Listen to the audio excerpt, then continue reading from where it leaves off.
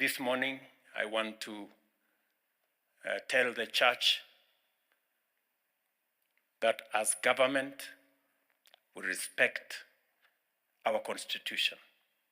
The preamble of the Constitution of Kenya says, God of all creation.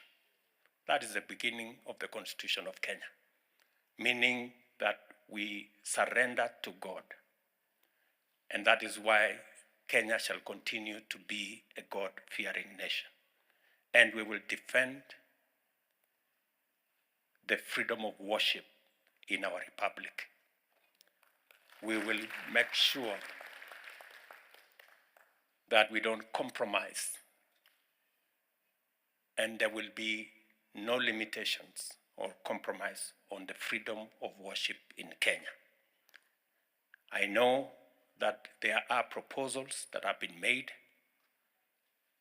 in some quarters about regulation of the church, regulation of worship, regulation of religious activities. I want to remind those who are pursuing that kind of exercise that the Constitution of Kenya is very explicit on the freedom of worship, and there will be no compromise whatsoever.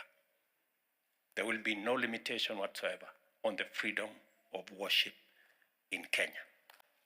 Apart from what the Constitution provides, we are a God-fearing nation, and we will equally defend our faith. As Christians, as different religions, we will make sure that we protect the freedom of worship in Kenya. And I want to ask those who have ideas to allow religious leaders themselves to develop how they want to regulate themselves and how the church, how religious organizations are going to go forward.